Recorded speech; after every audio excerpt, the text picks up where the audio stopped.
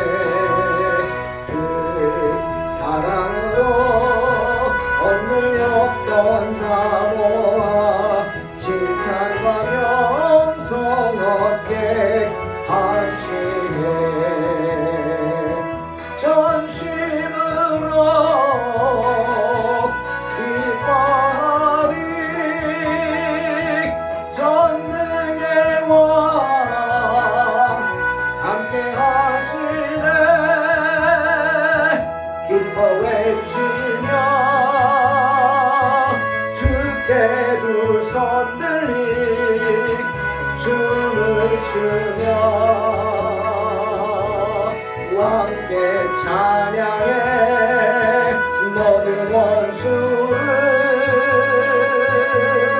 멸하신 주님 전능의 왕 함께 하시네 전심으로 기뻐하리 전능의 왕 함께 하시네 기뻐 외치며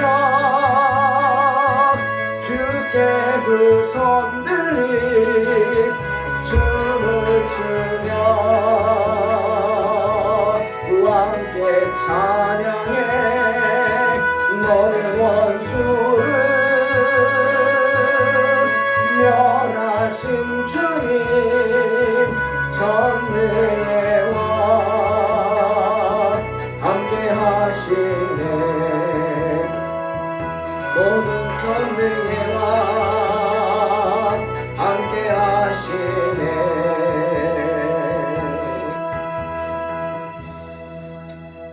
아멘. 주님을 찬양합니다.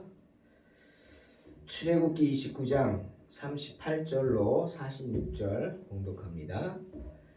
내가 제단 위에 드릴 것은 이러하니라. 매일 1년 된 어린 양 2마리니 한 어린 양은 아침에 드리고 한 어린 양은 저녁 때에 드릴지며 한 어린 양의 고운 밀가루 10분의 1 에바와 찌은 기름 4분의 1 흰을 더하고 또 전제로 포도주 4분의 1 흰을 더할지며 한 어린 양은 저녁 때에 드리되 아침에 한 것처럼 소제와 전제를 그것과 함께 드려 향기로운 냄새가 되게 하여 여호와께 화제로 삼을지니 이는 너희가 대대로 여호와 앞 회막문에서 늘 드릴 번제라. 내가 거기서 너희와 만나고 내게 말하리라. 내가 거기서 이스라엘 자손을 만나리니 내 영광으로 말미암아 회막이 거룩하게 될지라. 내가 그 회막과 제단을 거룩하게 하며 아론과 그의 아들들도 거룩하게 하여 내게 제사장 직분을 행하게 하며 내가 이스라엘 자손 중에 거하여 그들의 하나님이 되리니 그들은 내가 그들의 하나님 여호와로서 그들 중에 거하려고 그들을 애굽 땅에서 인도하여 낸 줄을 알리라. 나는 그들의 하나님 여호와니라. 오늘은 집안에서 각 가정에서 매일 드리는 가족 제사에 대한 이야기가 나와 있습니다. 그런데 오늘 말씀을 나누기 전에 먼저 저는 여러분과 함께 우리가 신앙생활하면서 명심해야 할 두 가지 중요한 문제를 나누고 시작하려고 합니다. 첫 번째는 로마서 12장 3절 말씀입니다. 내게 주신 은혜로 말미암아 너희 중 각 사람에게 말하노니 마땅히 생각할 그 이상의 생각을 품지 말고 오직 하나님께서 각 사람에게 나눠주신 믿음의 분량대로 지혜롭게 생각하라 하는 말씀입니다. 믿음의 분량대로 지혜롭게 생각하라. 여러분, 믿음 생활은 자기의 분량, 믿음의 분량대로 하는 것입니다. 자기 믿음만큼 하는 것입니다. 믿음은 자라기 때문입니다. 때문에 베드로후서 3장 18절에서 오직 우리 주 곧 구주 예수 그리스도의 은혜와 저를 아는 지식에서 자라가라고 한 것이죠. 그러니 신앙생활하는 가운데 내가 영적인 열심을 가지고 기도 생활도 잘하고 말씀 생활도 잘하고 그래서 말씀에 순종하는 생활을 잘함으로 내 믿음이 성장하게 됩니다. 내 믿음의 분량이 자라는 것입니다. 물을 담는 그릇이 크면 많은 물을 담을 수 있죠. 그렇게 내 그릇이 점점 커지는 겁니다. 하나님의 은혜를 담을 그릇이 점점 커지게 돼요. 의심되던 것들이 어느 날 갑자기 내 입술에서 아멘이 쏟아지면서 고백하면서 마음 깊은 곳에서부터 무엇인가가 샘솟아오릅니다. 뭐죠? 믿음이죠. 믿음이 샘솟습니다. 하나님의 은혜죠. 주님 분명히 우리에게 마태복음 9장 29절에서 그랬어요. 너희 믿음대로 되라. 믿음대로 되라. 두 소경이 주님을 찾아와서 주님, 저희 눈을 뜨게 하실 줄로 믿습니다. 너희가 믿느냐? 믿습니다. 그래? 너희 믿음대로 되라. 어떻게 됐어요? 두 소경은 눈을 떴습니다. 누가복음 7장에서 주님께서 바리새인 시몬의 집에 들어가셨을 때 동네 죄인인 한 여인이 주님 앞에 나와서 노동자 1년품 싹스에 해당하는 엄청난 값에 해당하는 향유옥합 깼어요. 예? 그래서 그거를 주님 머리 위에 붓는 놀라운 헌신을 했어요.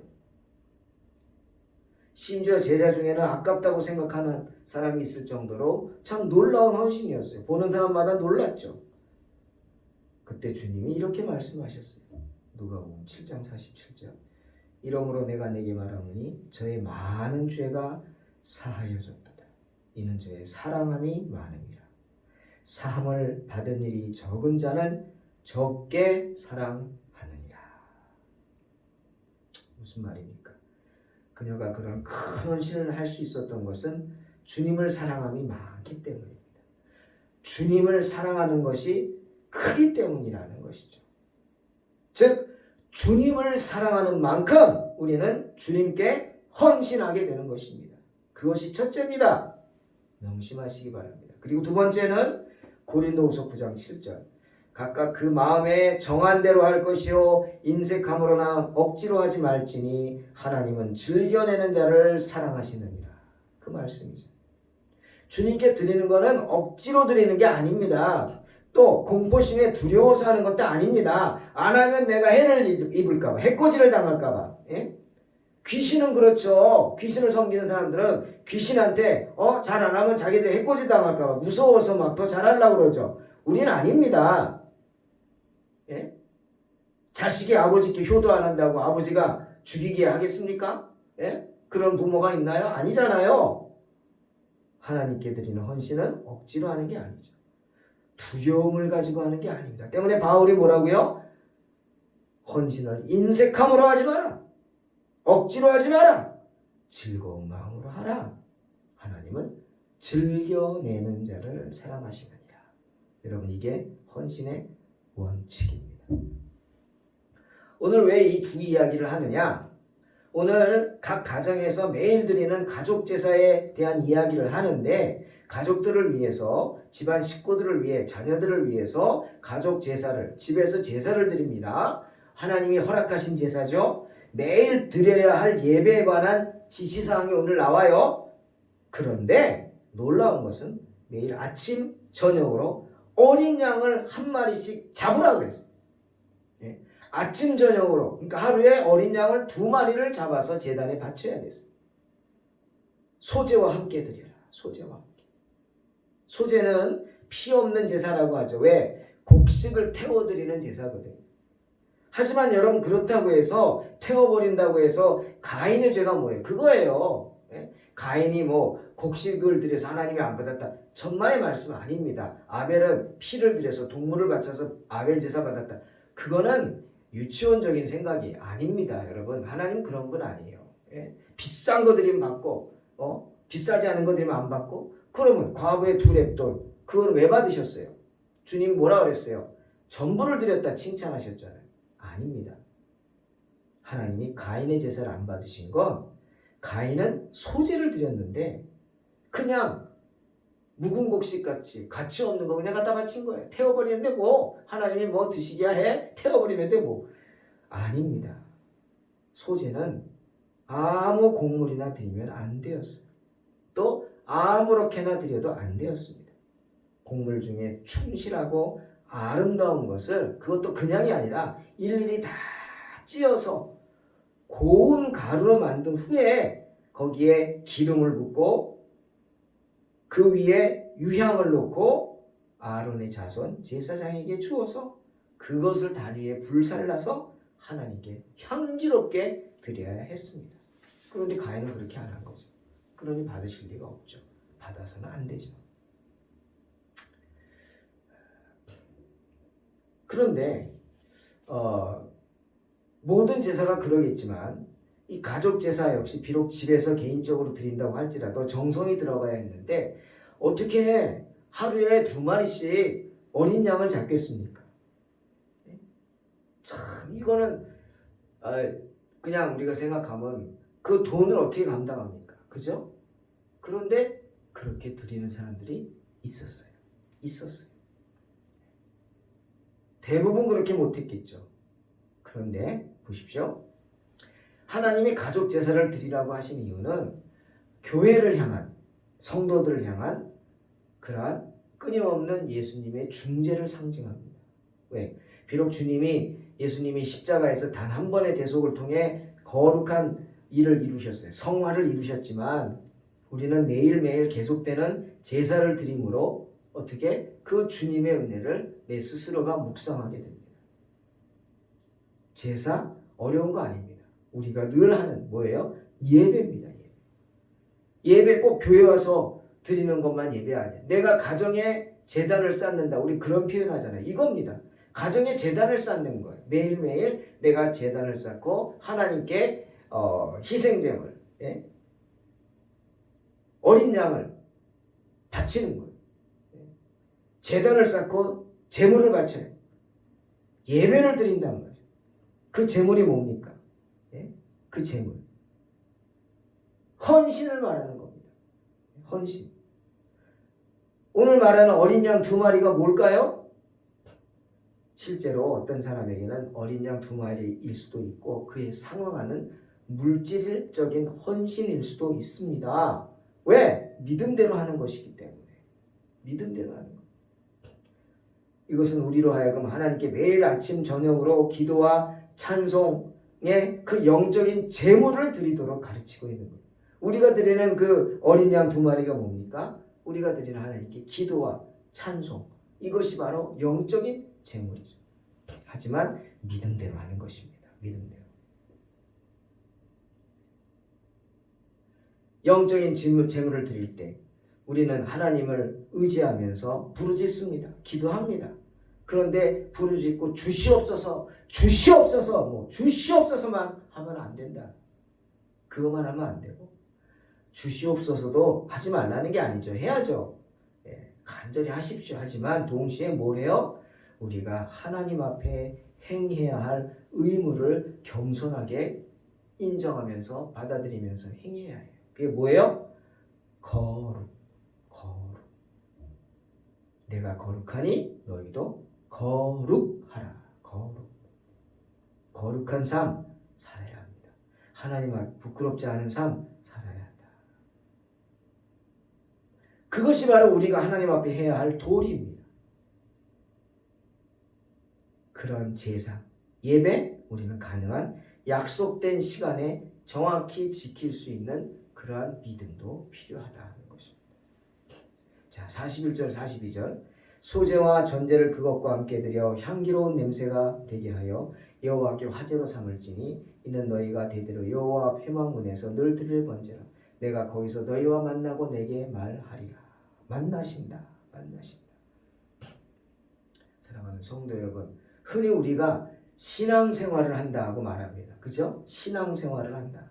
그게 무슨 뜻인 줄 아세요? 무슨 뜻으로 여러분 말씀하는지 스스로 아십니까? 신앙은 은자 하나만 넣으면 돼요. 신앙생활 가운데 은자 하나만 가운데 넣으세요. 그럼 뭐예요? 신앙, 생활이라는 뜻입니다. 신앙생활이라는 것은, 신앙은 뭐예요? 생활이에요.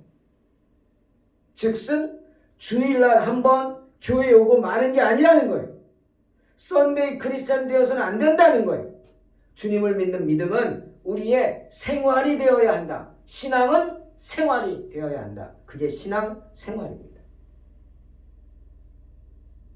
이스라엘 백성들에게 허락된 이런 여러 가지 제사들은 하나님의 은혜로 이스라엘이 받은 크고 귀한 약속들입니다.